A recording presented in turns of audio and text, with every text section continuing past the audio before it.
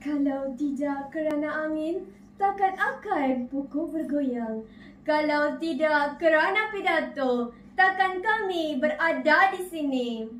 Indah sidara, pandang tak jemu, tampan bergaya, jejaka perkasa. Pidato medan, wacana ilmu, warga bertamadun, rakyat Malaysia. Rukun negara membentuk jadi diri rakyat.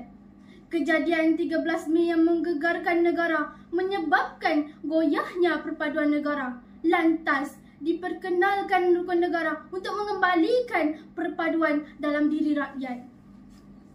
Yang dihormati Tuan Pengerusi Majlis, barisan hakim yang arif lagi bijaksana yang sentiasa berpaksikan kepada keadilan. Semestinya saudara penjaga masa yang setia dengan randiknya. Seterusnya, rakan seperjuangan yang kami segani dan hormati sekalian.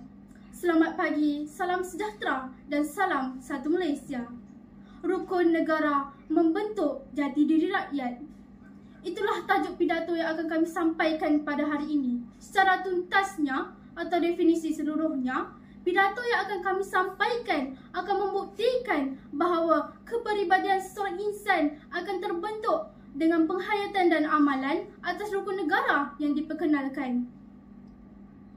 Malaysia merupakan sebuah negara yang masyarakatnya terdiri daripada rakyat yang berbilang kaum yang mempunyai nilai hidup sosial, kepercayaan dan kebudayaan yang berbeza. Hal ini menyebabkan perpaduan agak sukar dicapai kerana setiap rakyat mempunyai pandangan hidup dan kepercayaan yang berbeza. Oleh itu, kita memerlukan sesuatu yang dapat mengeratkan perhubungan sesama rakyat dan membolehkan kita hidup bersama aman dan harmoni di bawah bumbung yang sama, tidak kira sama ada kaum atau status yang berbeza. Sehubungan itu, rukun negara telah diisytiharkan oleh Duli Yang Maha Mulia Sri Paduka Baginda Yang di-Pertuan Agong Tuanku Ismail Nasruddin Shah pada 31 Ogos 1970. Antara tujuan rukun negara adalah untuk dijadikan prinsip hidup semua rakyat di negara ini dan menjamin keamanan negara dan perpaduan kaum. Rukun negara seharusnya dijadikan panduan hidup oleh setiap rakyat yang mengaku dirinya sebagai warga negara Malaysia. Sekiranya panduan ini sentiasa dipatuhi, pasti akan dapat membentuk rakyat berkualiti. Rakyat berkualiti bersinonim dengan warga negara yang bermutu dan tinggi nilainya. 5 prinsip rukun negara. Hadirin sekalian, itulah ikrar sering kita laungkan setiap kali waktu perhimpunan di sekolah. Setiap patah yang dilafaz bukanlah hanya di bibir sahaja, jauh sekali hiburan. Namun, harus kita praktikkan dalam kehidupan seharian. Mari kita tinjau apakah mesej yang ingin disampaikan. Prinsip yang pertama iaitu kepercayaan kepada Tuhan. Setiap agama pastinya menyeru kepada kebaikan. Justru bagi insan yang beragama, pastinya mereka tahu bahawa melakukan perkara yang baik adalah sangat dituntut. Jadi, melalui prinsipnya yang pertama, ia mampu melahirkan rakyat yang sentiasa inginkan yang terbaik buat dirinya dan masyarakat. Jadi, tidak dapat dinafikan melalui rukun negara, kita mampu melahirkan rakyat yang berkualiti melalui prinsipnya yang pertama.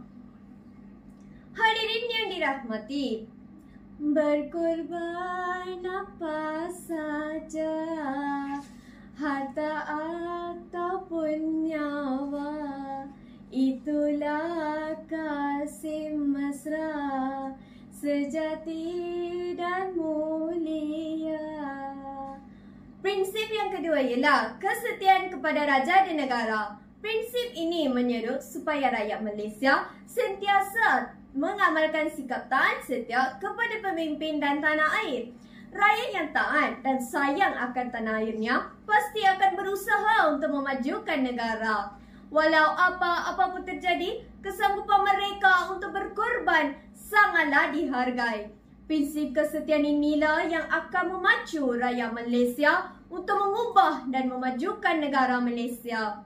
Rakyat yang bersemangat seperti inilah yang akan dapat memimpin negara kelak.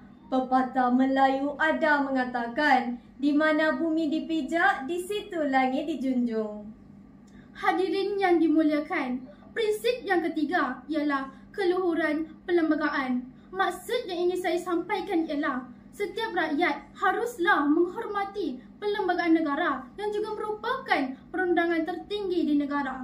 Oleh itu, setiap rakyat haruslah menghormati dan memahami setiap perlembagaan negara yang telah ditetapkan.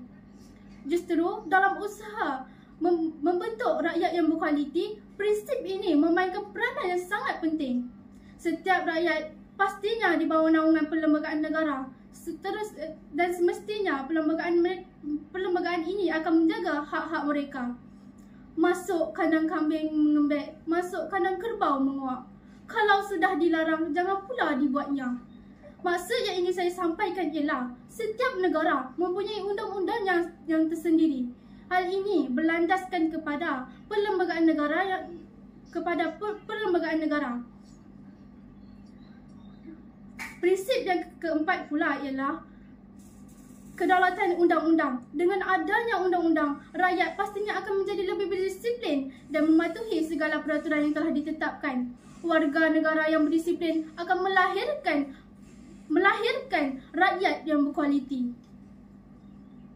Hadirin yang disanjungi, prinsip yang terakhir iaitu kesopanan dan kesusilaan. Prinsip kelima ini menekankan perkembangan personaliti dan tingkah laku seseorang rakyat. Melalui semua prinsip ini, pasti satu sikap positif mengenai perwatakan nasional akan terbentuk dalam kalangan semua rakyat.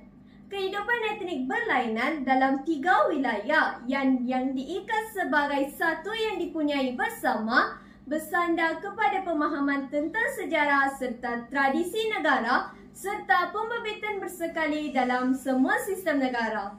Tujuannya adalah untuk membentuk warga negara yang bersopan santun dan bersusila selaras dengan kempen budi bahasa dan nilai murni.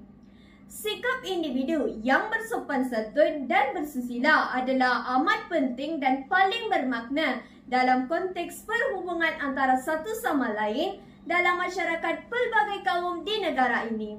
Sikap bersopan santun dan bersusila patut diamalkan bagi membentuk seseorang individu dan masyarakat yang berdisiplin serta bermoral tinggi, dan ia juga membantu untuk membentuk masyarakat yang berkualiti tinggi. Masyarakat yang majmuk namun hidup bersatu padu. Perkara inilah menunjukkan bahawa rakyat Malaysia sememangnya rakyat yang berkualiti. Bulat kain kerana pembentung, bulat manusia kerana muafakat. Yang berat sama dipikul, yang ringan sama dijinjing. Itulah amalan rakyat Malaysia yang berpandukan kepada ideologi negara yang telah membentuk rakyat yang berkualiti. Dengan adanya kerjasama yang rata dan perpaduan yang kukuh berakar rumbikan rukun negara, maka tidak hairanlah negara Malaysia mampu membentuk masyarakat yang berkualiti tinggi dan disegani di dunia. Justru, marilah kita bersama-sama menghayati rukun negara dan sekaligus menjadi insan yang berkualiti tinggi. Ingatlah pepatah Melayu ada mengatakan, ibarat telur sesangka, Pecah sebiji, pecah semua. Tepuk dada, tanya minda. Sekian, terima kasih.